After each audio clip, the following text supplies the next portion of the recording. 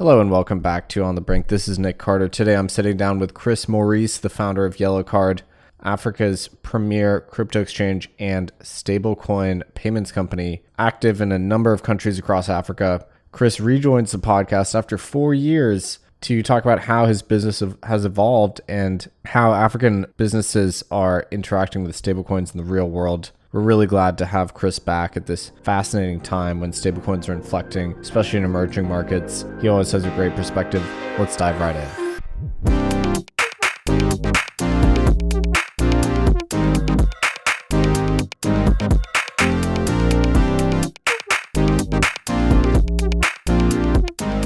Chris Maurice, welcome back to the show. You came on the show in 2021. I don't know if you remember.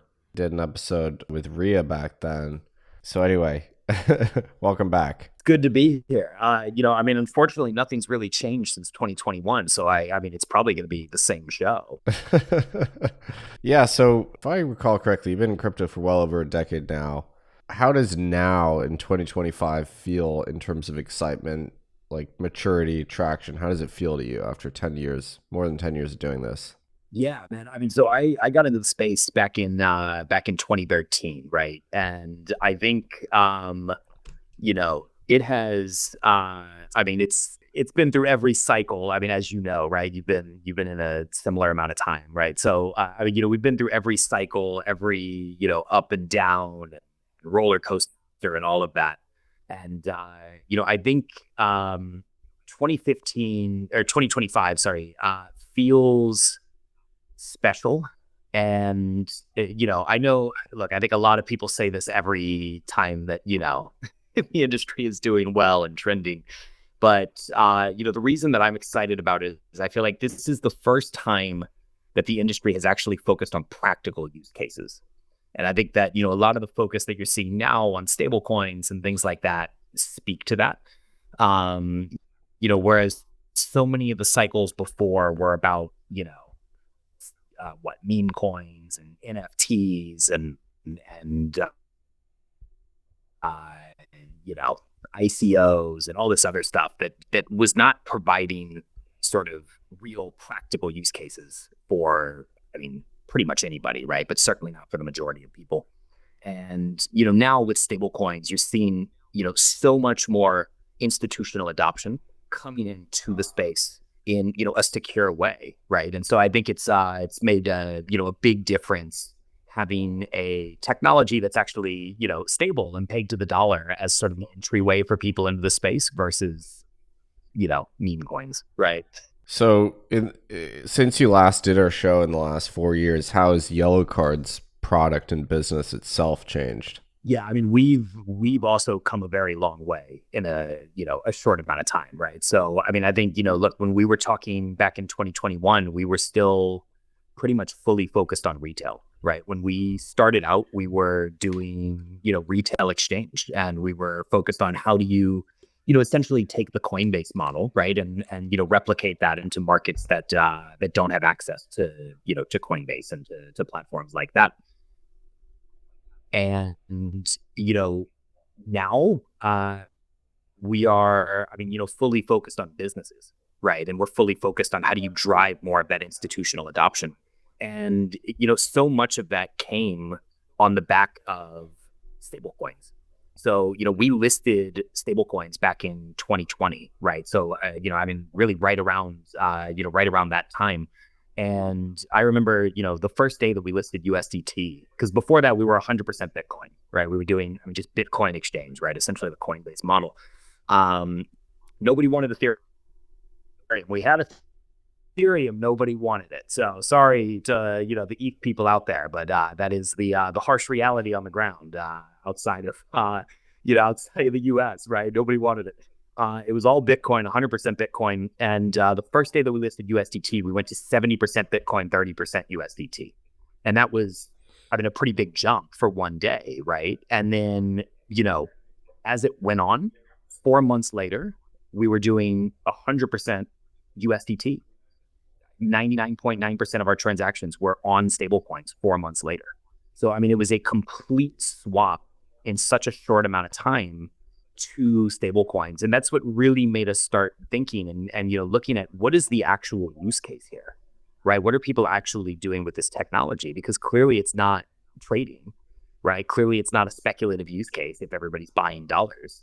And so, we started digging into it. We started looking more, and, we realized that the use case here is businesses. The use case here is, businesses, small businesses, large businesses, whatever size, that need to make payments. They need to make international payments, need to send money across borders, settle invoices, send money to friends, family, et cetera, in other parts of the world. And so, we just dove in on that, right? And that became the sole focus of how do you work with businesses to improve their operations, to improve their internal treasury, improve the way that they make international payments, improve the way that they access dollars. It's so interesting because this is literally the number one question we get about stablecoins is who are the real world individuals or firms that are using them? Is it just for crypto speculation, or is there a real economic use case? And I feel like you are on the front lines of this. So can you maybe just like give us a bit of color on like what's the alternative? Like your clients, the businesses that use Yellow Card, what would they be doing otherwise? And how is it better now that they have stablecoins? Yeah. So that's a great question. And I think, that's always, like you said, that's always the pushback that you hear in the space is, what are the actual practical applications of this stuff, right? What are the actual use cases of this stuff? And I think that, with stable coins, what it's doing in practice is it's replacing the way that people interact with the US dollar. It's completely changing the way that people interact with the US dollar. So, the businesses that we work with across emerging markets, right, across Africa, Southeast Asia, South America, Middle East, any of these parts of the world, look, we specialize in operating in countries where you can't walk into a bank and make an international payment, right? Where you can't, walk in and access dollars, right? Either because of illiquidity, because of, disconnectivity from SWIFT, any other number of reasons.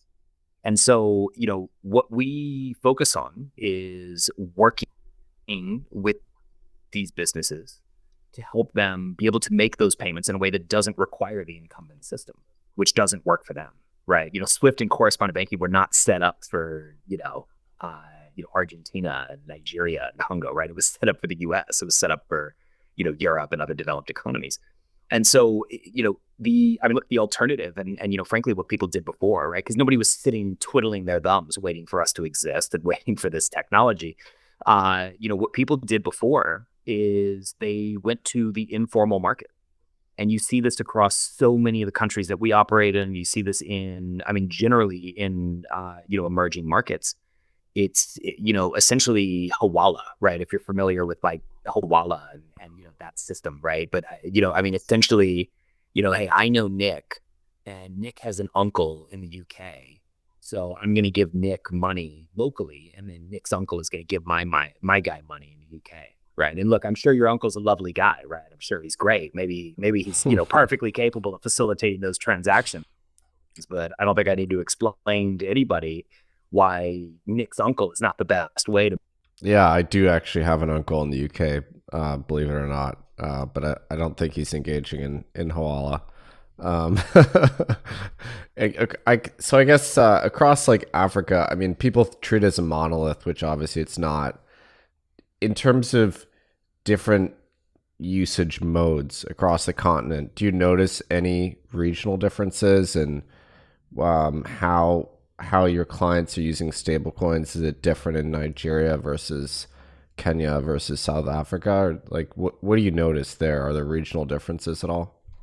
I think that the main differences are in the way that people adopt the technology more than it is the actual use cases, right? I think that in general, again, this stable coins are changing the way that people interact with the dollar, right? Regardless of how they interact with the dollar today, or regardless of anything like that. So from that standpoint, it's the same. And frankly, it's the same way that we see it in, parts of Southeast Asia and South America and other parts of the world. I think that the big regional differences that we've seen are more around West Africa, right? In general, people are just a lot more aggressive about, adopting new technology, right? And you see this all the time across, Nigeria and other markets, right? They're always sort of the first to, to be on top of new tech and new ways of improving efficiencies and doing things better. So I think we've seen, I mean, just aggressive growth from that region from the beginning, right? And I mean, even now, right? I mean, you guys did a lot of work with Visa on the report about Nigeria, and, how dominant those countries are in the stablecoin space, right? Um, and so I think, West Africa, you see just a lot of adoption, right? People are, this is a technology that solves a lot of problems. So people are finding ways to fit it in to their existing infrastructure, to their existing flows. I think in, SADC, right? And, Southern Africa. So, hey, your people, man, that's, where you're from, right? So, that area, right? You see, a lot more sort of willingness to regulate, right? And I think that the adoption, not to say that it's been slow, it's been slower relative to like West Africa, but it's also the way that they adopt it is a little bit different, right? The government is a little bit more on top of how do you regulate this stuff. And so, that's, I mean, look, we got the first license on the continent out of Botswana. And that was, I mean, 3 years ago now. That was in 2022. Since then, South Africa has developed a license. Namibia has a license. Zambia has sandboxing. You have, uh, you know, Eswatini has, how do you say, sandboxing and regulatory, some formulation of a regulatory landscape coming out for the space. And so we've seen, a lot of that in that region, right? And then I think in, East Africa, again, now you're starting to see it, right? People, work within the system a lot more closely in, sort of that part of the continent. And so you're starting to see more ways that this technology is being implemented into banks, right?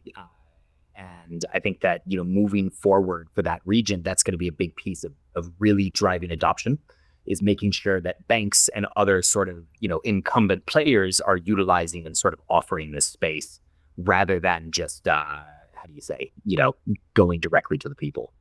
So, how have regulatory attitudes shifted in the last kind of 3, 4 years? I mean, obviously, it depends on the country, but we've seen various periods of pressure and in some cases, sort of like blame casting of crypto for inflationary episodes, and then periods of loosening pressure. Where would you say we are today on the continent in terms of regulatory attitudes to, let's just say, stable coins? Yeah, I mean, I think if you look broadly across the continent, right?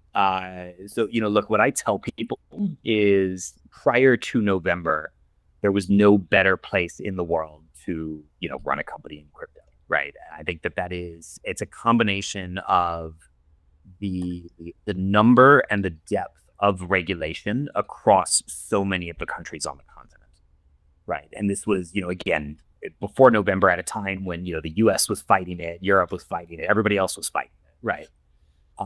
And so, largely you've seen, central banks and other applicable regulators embracing the technology and understanding the benefits that it brings to job growth, to job creation, to, economic development, all of that.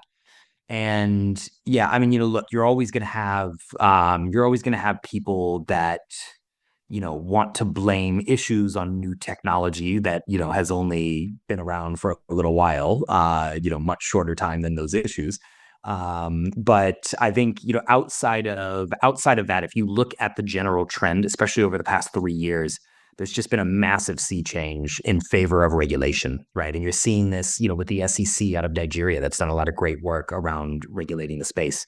You're seeing this in, Kenya, right, where we help draft the bill that's in Parliament that goes as far as to go into payments, right, and get a lot more specific about the space and how things should be regulated and all of that. And so, yeah, I mean, look, overall, I would say from a regulatory perspective, right, even Morocco, where, in North Africa, right, as I'm sure different system of law in the North African Muslim countries, and it's those are the only four countries that have made this technology illegal at any point, right? In Morocco, Algeria, Tunisia, and Egypt. Even there, Morocco has a bill coming through, right? That we've done a lot of work with, the central bank there and Adidjar Wafa, the large commercial bank, on how do you embrace this technology? How do you embrace innovation in a safe way, right? How do you do this in a way that is not going to hurt banks locally? How do you do this in a way that's not going to hurt the economy? And I think that has that's culminated in a bill that hopefully by the end of the year you'll have a full regulatory regime for this technology in Morocco, right? So it's not just companies around the world that are coming around to this tech. It's also countries. It's also there's, I mean, to some extent, there's a race, right? There's a race to reap the benefits from it, right? Everybody knows what the internet did for the US economy because the US was the first country to really embrace it, right? And we invented it. But yeah, I mean, other than that, and and so I think that countries are, how do you say, trying to position themselves similarly to make sure that those benefits land within their borders. And I don't want to be too provocative, but well, maybe I will be. So I'm sure you have conversations with central bankers focused on dollarization, and my guess is there's some degree of concern around that. I mean, nobody wants to lose monetary sovereignty. How do you allay those concerns when you get those questions? Yeah. So in practice, we're not seeing this technology dollarize on the ground, right? I know, look, some people disagree with me on this, but I tell people it'll be a cold day in hell before you walk into, a coffee shop in Nairobi and you're paying for your latte with, Bitcoin or USDC or anything like that, right? It's just not a future state that, I necessarily subscribe to, at least any time in the near future. And you're not seeing any signs of it on the ground, right? The reality is that domestic payments, local payments in most parts of the world outside of the US, which, where they're terrible, work extremely well, right? You have, if you're in Kenya, you have M-Pesa, which is great. I can pay for anything, right? From, a taxi to a movie to a, restaurant or whatever, right? I can pay for anything. In, so many other countries, you have mobile money, right? You have, UPI in India, you have Pix in Brazil, you have, all of these various, tools and, options for domestic money transfer. So domestic money transfer overall works pretty well. And it's just very ingrained, right? Everybody's already using it. I think that, where stablecoins come in and where stablecoins clearly are making an impact today in these markets, it's with international payments. And, the reality is that international payments are broken for most of the world, right? Look, even in the US, it's not like they're great, right? I mean, sure, like if you're sending money from the US to Europe, I can do that through my JP Morgan account and it works totally fine, right? It's like not that hard. But for pretty much, I mean, everywhere in the world, international payments just suck, right? These correspondence systems were not intended for, emerging markets. They were not intended for these countries and largely exclude them. And so that's really where you're seeing the impact of stablecoins is anything that crosses borders. It's helping, critical imports, food, medicine, other consumer goods enter countries more easily. It's helping those invoice payment flows, facilitate faster, right? It's cutting out delays. It's fixing a lot of the problems in the incumbent system for international payments. You don't have those problems for domestic payments. So there's just not as much of a demand to use dollars locally. But yeah, I mean, what I do firmly believe is that this technology is not replacing local currencies. It's replacing correspondent banking. It's replacing SWIFT. It's replacing and completely changing the way that, you and I interact with the dollar. So when let's look at the Nigeria case study, I guess, as an example. Like when you sell the benefits of this technology, I mean, you're looking at a young online population, very entrepreneurial. Do you see stablecoins, helping that population integrate with, the rest of the world in terms of both import export and then like payroll, like developers in Nigeria working for foreign firms getting paid? It's like that's kind of the story you're telling.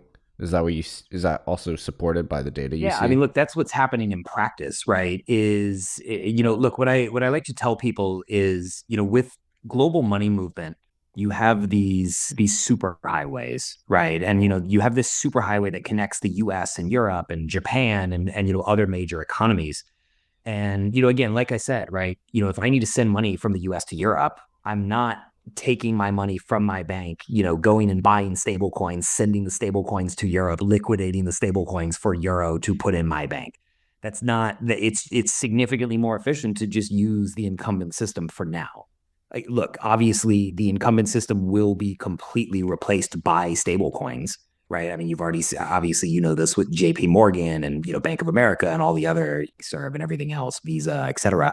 So you will replace that system eventually with stablecoins. But the reality is that the system as it is, works today, right? These roads are very well paved. They're well connected. The interstates are well kept up. The state is well funded to take care of it.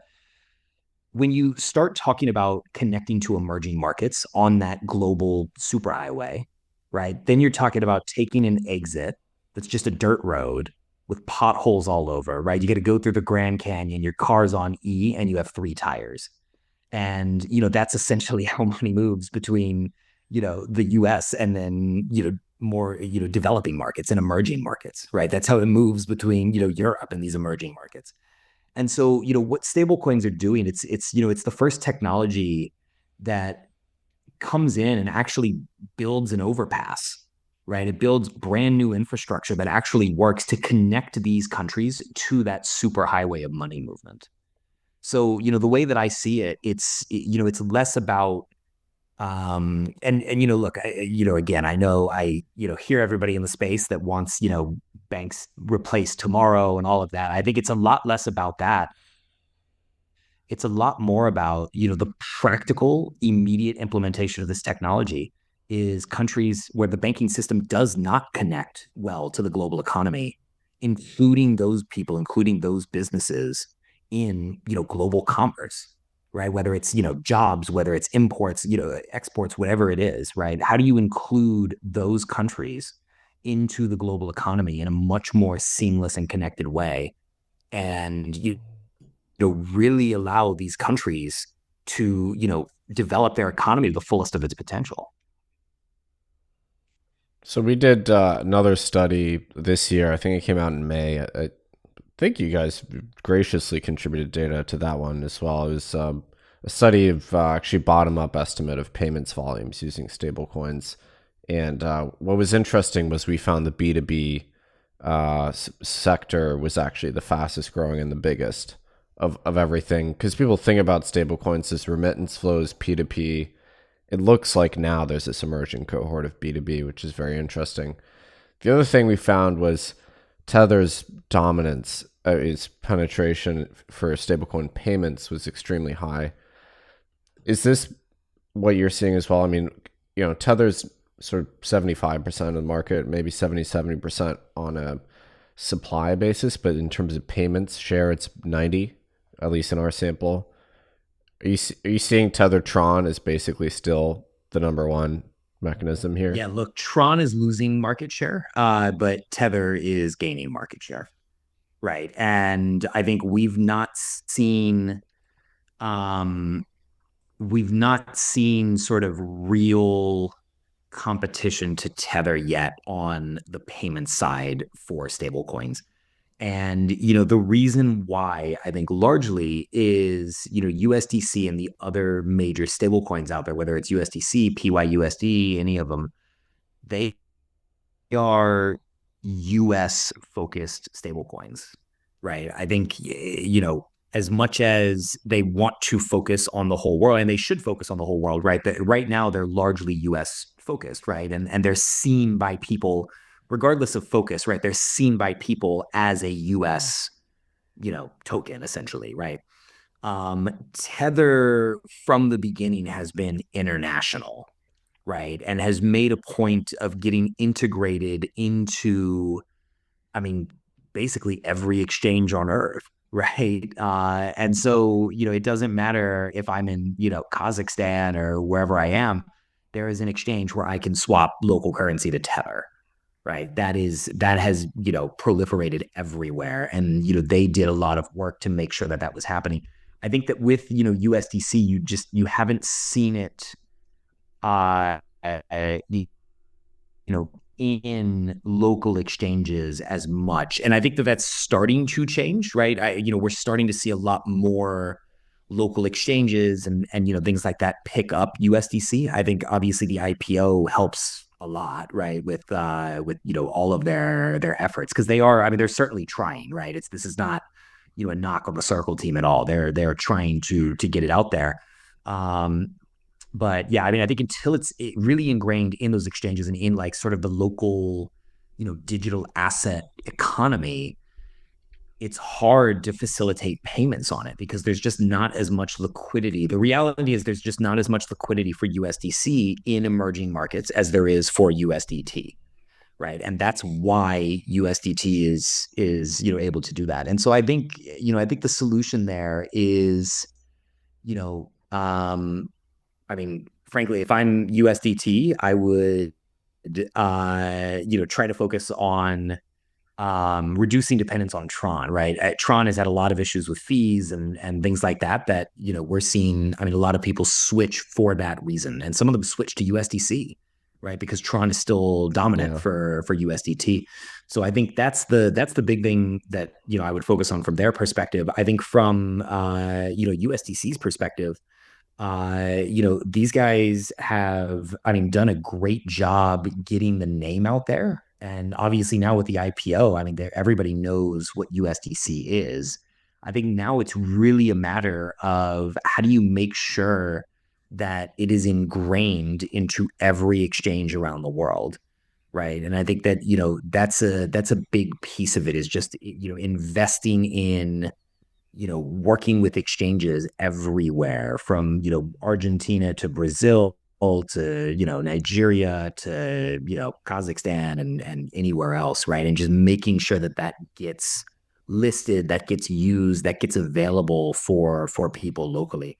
And look, that's where Tether's head start has really helped it, right? Because obviously USDC is number one in America. I imagine, I don't actually have the stats, but I imagine it's probably more popular in Europe or getting there. But for the rest of the world, Tether had a big head start sort of proliferating to the people. And yeah, that's, you've seen that play out. And so, yeah, look, we continue to see that the demand for payments is largely on USDT, because the payment rails of liquidity exist for USDT. And so it's really a matter of, anybody that wants to compete with that has to invest in those rails, has to invest in payments. When you look at the infrastructure that has allowed stablecoins to become more mature, I think we've made a ton of progress in the last couple of years with wallets that don't require you to write down a seed phrase. You look at startups like Privy are pushing the envelope there. I think at the same time, the liquidity picture has been improving. Thanks to companies like Yellow Card, of course, like linking the last mile, going from that dollar stablecoin to local FX. That's, I think, the most challenging part of the stablecoin sandwich. What is it what's on your wish list in terms of improving stablecoin infrastructure? Frankly, one of the things right now in terms of like our infrastructure is probably the most expensive piece, is just, it's, essentially just having to swap between chains and tokens and, things like that, right? I think that, I mean, especially now as you're seeing, now USDG and, FIUSD and, if Visa or Bank of America or any of these other major corporations decide to put out a stable coin, in a few years, we're going to be in a world where there are 30 major stable coins. Now, I mean, look, how big are the market cap on all of these going to be? We'll see, right? But I mean, you're going to end up in a world where there are 30 plus stable coins that people are using, at least in some way, shape, or form, and those are spread across another 30 chains each, right? And you need more interoperability, right? It doesn't make sense to pay, you know, 5 bips every time you need to switch between USDT and USDC because they're both a dollar in theory, right? And so, I mean, if every Yeah. time, I sent you money on, to your Bank of America account from my, Chase or JP Morgan account, I'd be pissed if, I was getting charged bips, right, for a dollar to dollar transaction. And so, yeah, I mean, I think that, you know, eventually what you'll see, and you'll look, maybe this will be JP Morgan, maybe this will be a major bank that, takes up this, this opportunity, but eventually you will see, one of these players with massive amounts of liquidity, because that's what it will take is massive amounts of liquidity to, essentially facilitate that clearing, right? Where, if, Nick uses USDT on Tron and I use, USDG on Solana, I can send you money. I don't have to do any extra work, right? I can send it to you. You'll receive it in the currency that you want. And, you have, I mean, again, maybe it's JP Morgan, maybe it's somebody else, right? But you have, some major liquidity source that essentially clears all of that in the middle and, charges some flat fee to do so. Right. I think that is, I mean, that's one thing that's missing today that I think there is a huge opportunity for. Right. There's not, I mean, is there a ton of revenue in it? Yes, at scale, because you'll have, millions of transactions and you can charge some sort of flat fee. But this whole thing right now where, I mean, you have to pay, bips to exchange between stable coins, that's not sustainable, right? Because it's dollars. So I think that's certainly one of the big ones. In terms of Yellow Card's future, what do you want the company to look like 2-3 years from now? Man, you look out 2-3 years. I mean, look, certainly you look out 5 years, every bank in emerging markets is going to be utilizing our technology, right? Every single one of them. And you're already starting to see this, right? There are a number of banks that we work with across, various parts of the world that need help. Number one, spinning up and managing this infrastructure, right? They understand that this technology is coming, right? Everybody has learned that lesson at this point, right? And so they understand that it's coming. They understand that the tech is coming. They need to spin up infrastructure quickly, and they need the rails to be able to facilitate these payments outside of Swift, outside of the correspondence system. And that's already what we're seeing, right? We're seeing this in practice with banks. And I think that is the big unlock for us is we're doing a lot of work with a lot of major names in banking on how do you facilitate payments outside of Swift and providing them that infrastructure, right? And so, what excites me about the future for us is, working more with, these large institutions, these large incumbents on improving their infrastructure, and, just, I mean, making things better for those consumers, right? I mean, you made the point about like B2B being a lot more popular than B2C. And, yeah, 100% it is, right? Because the thing is like the native use case on stablecoins and frankly, all blockchain, like still kind of sucks, right? Like if I send you, if I'm sending money to your wallet and I type one letter wrong, then like my money's gone forever and I'm screwed. And, I mean, like that's still like the average person, like you and I can, talk about how, the other benefits of the tech, but for the average person, like they don't want that, right? They want to be able to call their bank and complain if, like their sandwich is undercooked and, they didn't get a refund, right? Like they need, that consumer protection. They need that, those other avenues for somebody else to deal with it, right? And that's why people like their banks is because the bank deals with all the crap. And so, I think there's a huge opportunity for businesses, whether it's in banking, in remittance, in payments, wherever it is, to adopt this technology. And look, in a lot of cases, it will mean lower revenue, right? Because the reality is that a lot of the things that some of these businesses charge for do out of the revenue and the ability to charge for it do go away with stable coins. But it's the difference between sort of becoming obsolete and adapting to a new technology that's going to completely change the industry, and being on the forefront of that. And I think banks are starting to understand that they need to adapt to this technology. They need to be on the forefront of this to stay relevant and to continue to provide better service. And the reason that again, with businesses, that you've seen more adoption is because businesses are the ones that really suffer from these problems, right? Individuals don't send money overseas that often, right? Even if you're sending remittance or something like that back home, you're usually doing that, once, twice a month, right? Businesses are making these payments every single day to the tunes of, millions, billions of dollars a day, right? So these guys are really struggling with the incumbent system, which is why there's so much more willingness to adapt to the technology and utilize the technology even as it exists today. And so, I do firmly believe that, over the next, 2-3 years, we're going to be helping banks make their payments more effective, make international payments more seamless for the businesses, for the consumers. It'll all be run on stable coins, and none of them will, ever need to know what, a private key is, right? None of them will need to know what, what a wallet address is, right? That's the same direction I see it going in developed markets too, I think as well. I think the story is connectivity to the banks and that final integration with the financial system. Chris, this has been great as always. Thank you so much. We'll have you on.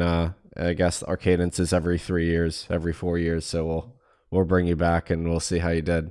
Oh, my brother, I'll be back, and we will be, we'll be talking about, stable coins for babies or something at that point, man. That's I can't even imagine what it's going to do in 4 years. Well, thanks for coming on. Appreciate it. Always good to see you, brother. Appreciate it.